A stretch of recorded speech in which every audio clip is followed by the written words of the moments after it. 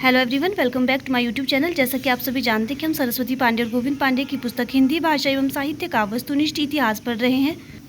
आज हम पढ़ेंगे सच्चिदानंद हीरानंद वात्स्ययन अज्ञेय के संबंध में। अगर आपको मेरी वीडियो अच्छी लगे, वीडियो को लाइक करें, चैनल को सब्सक्राइब करें। चलिए वीडियो को शुरू करते हैं। सच्चिदानंद हीरानंद वात्स्ययन अज्ञेय का संक्षिप्त जीवन वृत्त निम्न है। इनका जन्म 1911 में माना जाता है और इनकी जो मृत्यु हुई है वो 1987 ईस्वी में मानी जाती है। और इनके जो माता का नाम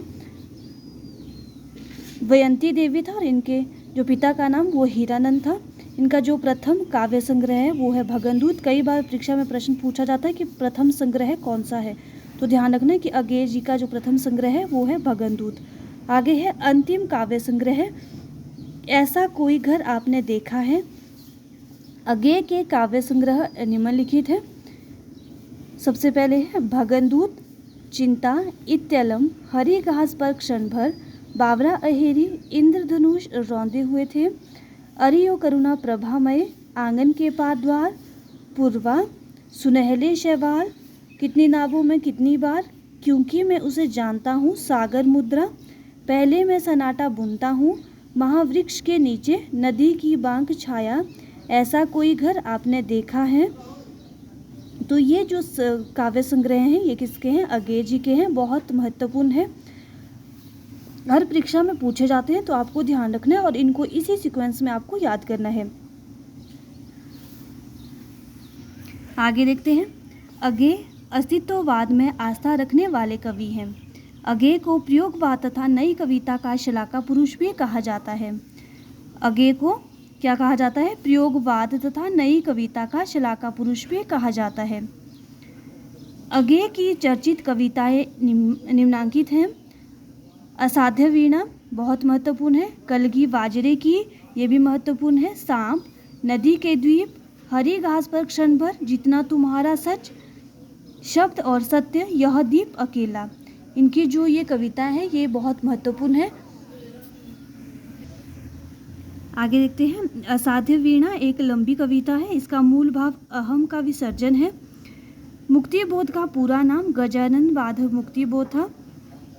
इन्हें गहन अनुभूति और तीव्र इंद्रिय बोध का कवि भी कहा जाता है। मुक्तिबोध की 2 काव्य कृतियां प्रकाशित हैं, चांद का मुंह टेढ़ा और भूरी भूरी खाक धूल। मुक्तिबोध की चर्चित कविताएं निम्नांकित हैं। अंधेरे में, ब्रह्म राक्षस, अंतःकरण का आयतन और भूल गलती। अंधेरे में का पहला प्रकाशन कल्पना में 1964 में, आशंका के दीप अंधेरे में नाम से हुआ। रामस्वरूप चतुर्वेदी ने लिखा है। मुक्तिबोध का काव्य संकलन चांद का मुंह टेढ़ा है, एक बड़े कलाकार की स्केच बुक लगता है। अंधेरे में एक लंबी कविता है। विभिन्न आलोचकों ने इसे विभिन्न दृष्टिकोण से देखा है, जो निम्न है। जो इस तरह के कथन होते हैं इसको आपको अच्छे से देखना है। जैसे यहाँ पर है कि मुक्तिबोध का काव्य संकलन चांद का मुंह टेढ़ा है, एक बड़े कलाकार की स्केच बुक लगता है। ये कथन किसका है? इस तरह से भी प्रश्न एग्जाम में पूछे जाते हैं, तो ध्यान रखना। रामस्वरूप चतुर्वेदी जी ने ये लिखा हुआ है। सॉरी।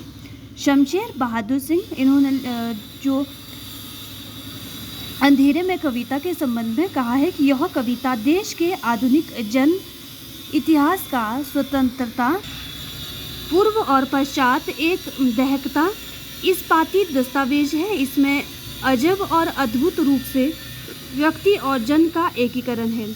जो रामविलास शर्मा जी लिखते हैं कि अपराध भावना का अनुसंधान है। नामवर सिंह कहते हैं कि अस्मिता की खोज है। इंद्रनाथ मदान आत्म संशोधन का अनुसंधान। निर्मला जैन अंतःस्थल का विप्लव। प्रभाकर माचवे लावा। रामविलास शर्मा आरक्षित जीवन की कविता। रामस्वरूप चतुर्वेदी अंधेरे में के लंबे खंडों में कवि की समस्या है। समाज के उत्थान पतन और आंदोलन के बीच अपनी रचना के प्रेरक तत्व का अभिज्ञान। रचना कैसे बाहर से अंदर आती है और फिर कैसे बाहर दूर दूर तक परिव्याप्त हो जाती है।